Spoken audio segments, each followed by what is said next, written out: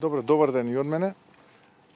Човек е секогаш задоволен кога присуствува на реализација на проекти кои што значат поквалитетен живот за граѓаните, така и денеска овдека во општина Ново село и општина Босилово. Ја користам оваа прилика и да им честитам на Ѓорги и на Ристо за ова кое што го прават овдека, бидејќи навистина на овој начин се помага на земјоделците за да имаат подобар пристап до својата земја, која што потоа ја обработуваат, а потоа од таа земја ја хранат Македонија и ги хранат своите семејства. Во оној неврзан дел од разговорот, доаѓајќи наваму, ја отворивме темата што ќе се случува после изборите и новата влада на ВМРО-ДПМН. Ја користам оваа прилика и да напоменам дека идната влада на ВМРО-ДПМН планира половина од средствата предвидени за капитални инвестиции, кои што би биле не помалку од 15 милиарди денари годишно, да ги спушти на локално ниво, на ниво на општините за општински проекти кои што ќе бидат во 3 области, а тоа е изведба на канализациони системи кои што ќе завршуваат со пречистителни станици, потоа водоснабдителни системи, нормално за техничка вода и вода за пиење, исто така и асфалтирање и пробивање на патна инфраструктура, кои што 3 проекти, односно 3 типа на проекти се многу значени за луѓето од надворот од градските средини, бидејќи многу мала е покриеноста со канализациони системи, водоснабдителни системи со питка вода, истовремено и со асфалт.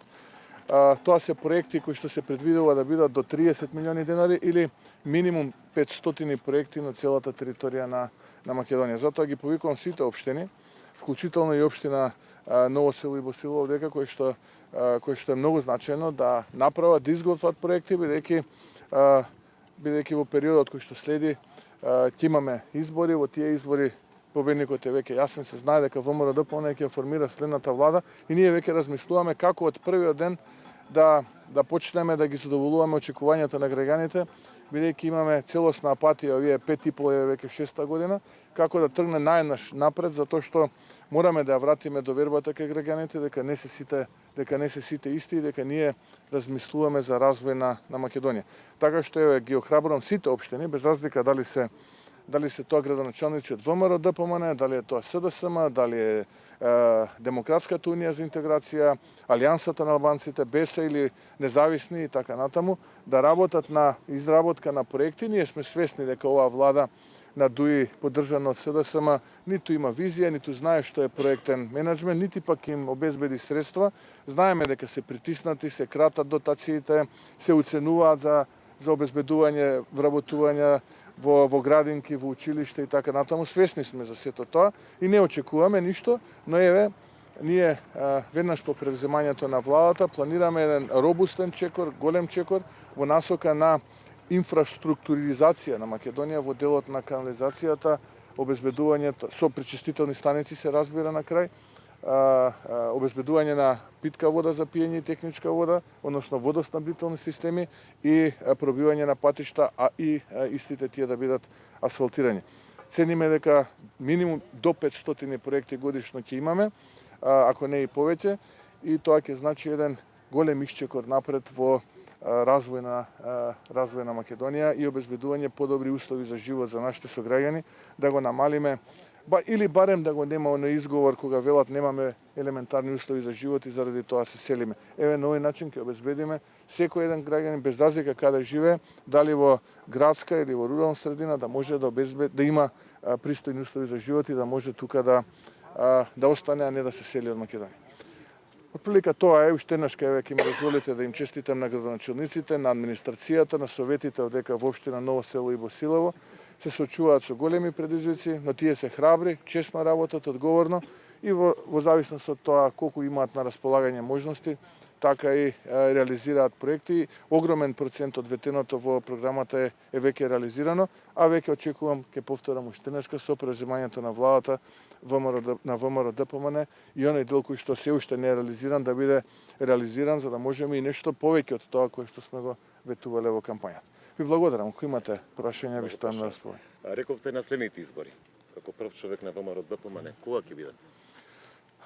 Па ние се се бориме, инсистираме да бидат што е можно побрегу. Дури еве им дадовме можност на владата на ДУИ поддржана од СДСМ, еве и без техничка влада, еве и без 100 дена, колку што е доволно според Државната изборна комисија за да се подготват избори, велат дека треба меѓу 50 и 55 дена, еве 60 дена, 2 месеца од денеска да го распуштиме парламентот без техничка влада, да го смениме законот ако треба, све што е потребно само да ги спасиме граѓаните и државата од оваа влада на ДУИ поддржана од СДСМ и да одиме на избори. Но знаете, има луѓе во парламентот кои што во приватни разговори со мене зборуваат многу лошо за тоа како работи оваа влада на ДУИ поддржана од СДСМ. Зборуваат многу лошо за раководството и во самото СДСМ и во владата. Тука пред се мислам на пратениците од пратеничката група на коалицијата предводена од СДСМ, но има и такви и од ДУИ. Но кога доаѓа за гласање, тие сепак одлучуваат, не знам од кои причини, да заборават што зборат со мене, што зборат пред мене и така натаму и да ја поддржат оваа влада. Јас апелирам до нив дека ова е вистинскиот момент да се спаси Македонија од оваа влада на ДУИ поддржана од СДСМ, да се охрабрат и да одиме на предвремени парламентарни избори. Во спротивно, еве и ќе поминат уште некој месец повеќе, ќе дојде повторно пролета следната година, тогаш доаѓаат редовните избори, претседателски и парламентарни, и нема бегање. Колку побрзо заминат, толку полесно ќе заминат. Колку подолго одоговлекуваат, толку посилно ќе треснат. Вака тоа е мојата порака. Вице-премиерот каже дека постапката за избор на надзор на коридорот 8 била чиста и ја обвини опозицијата дека се одработува за зимиот источниот регион. Имате ли коментар на ова негова изјава? Јас обелоденив на пресконференција, односно на изјава, дека компанијата која што е дел од конзорциумот Ептиса, оригинално компанија која што доаѓа од Шпанија, од страна на владата со заклучок во 2020 година, не ме фаќате точно за збор, мислам октомври или ноември месец, има препорака до општините и до државните институции поради незино незаконско, неетичко однесување да биде исклучена од изборот за договори поголеми од милион евра. Исто така, има записник од истата влада во февруари месец 2021 година, сите важечки договори со истата оваа компанија Ептиса да бидат раскинати. И еве ќе кажам нешто ексклузивно, можеби денеска од овде, ако зборуваме за компании кои што имаат источен капитал, тогаш треба да бидеме до крај честни. Бидејќи владата вчера обвинуваше, тогаш предпоставувам мислеше на самата себе, бидејќи од 2016 година собственик на шпанската компанија Ептиса е кинеска компанија. И во менеджментот на компанијата Ептиса, односно генералниот директор на компанијата е кинес. Собственичката структура, собственик е повторно кинеска компанија. Сега, ако има некоја држава која што е поисточно од Кина, тогаш треба да прецизираат која е таа. Така што кога ја лажат македонската јавност, треба да се свесни дека се лажат и себе си. И ова е можеби за прв пат во историјата, во светската историја зборувам, да кинеска компанија врши надзор на работи кои што ги врши американска компанија. Сега не знам дали се луѓето од американската администрација свесни за ова, но предпоставувам дека после денешната изјава ќе бидат свесни. И второ, тоа е многу важно да се каже, дека проектот кој што ги опфаќа дел од коридорот 8 и коридорот 10D не постои. Односно, допрва ќе се прави. Па се поставува прашањето, од каде предвидената сума од милиарда и 300, милиарда и 400, во некои извори милиарда и 700 милиони евра, се испреговара кога проект не постои. Вие за да го направите овој пат, предпоставувам доаѓа прво проектант, го проектира овој пат, врз основа на истраги претходно, и потоа прави проект, врз основа на тој проект доаѓаат економски оператори, даваат понуда и врз основа на таа понуда се бира најповолниот и се прави патот. И тогаш знаеме колку чини. Јас го поставувам прашањето како кога нема проект знаеме дека толку ќе чинат овие делници кои што се предвидени со овој договор. Зошто е тоа важно? Затоа што тоа се народни пари. Тоа се пари од граѓаните. Граѓаните треба да ги задолжиме и неродените деца, за да некој може да ги краде, а при тоа да не знаеме ние зошто тоа плаќаме и од каде тоа го плаќаме. се поставува прашањето ако нема проект, каде и како се обезбедени овие пари и зошто се овие пари обезбедени. Еве кога споменувате обезбедување пари и задолжување, колку држава ја чини пропаднатата евроврсница? Во меѓувреме власта издаде нова со повисока каматна стапка. Говориме за десетици милиони евра. Токму така, првата која што пропадна поради потписот на сменетиот министер за правда, колегата Тупанчевски, беше со каматна стапка од 6,5%, а оваа втората е со каматна стапка од 7,25%. Првата беше 600 милиона, втората за да манипулираат со бројките во каматата ја намалија на 500 милиона.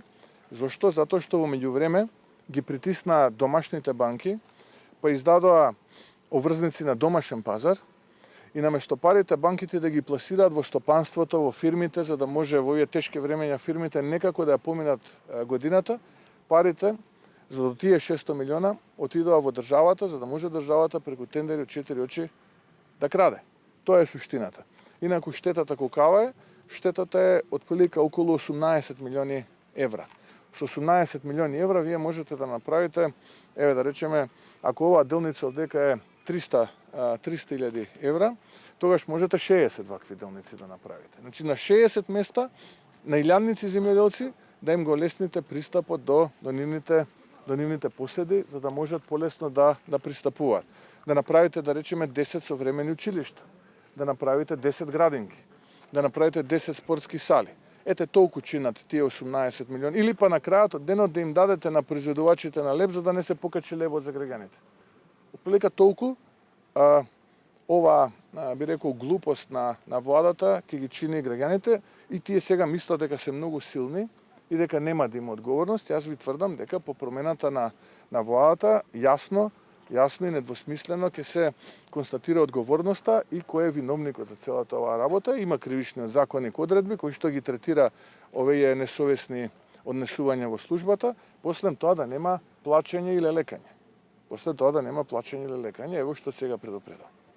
Како коментирате двојното убиство во главниот град? Дали сметате дека станува збор за инцидент или пак за пресметка меѓу криминални картели?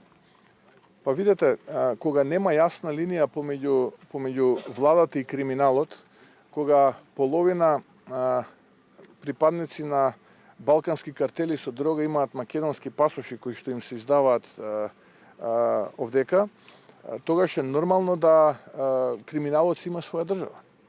И за жал, тоа е нашата Македонија. Затоа велам, колку побрзо заминат, толку побрзо ќе дојде крајот на ова девијантно однесување.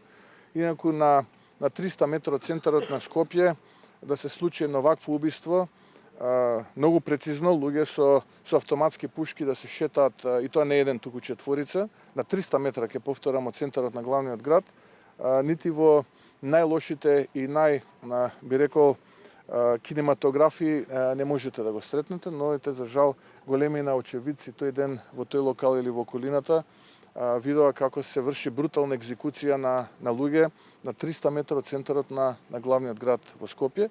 Тоа е причина само поради тоа што немаме јасна поделба помеѓу тој што треба да го гони криминалот и да биде ортак со него. За жал, кај нас тој што треба да го гони криминалот е ортак со криминалот. Да, ако немате, ви благодарам. Благодариме. Имате убав ден.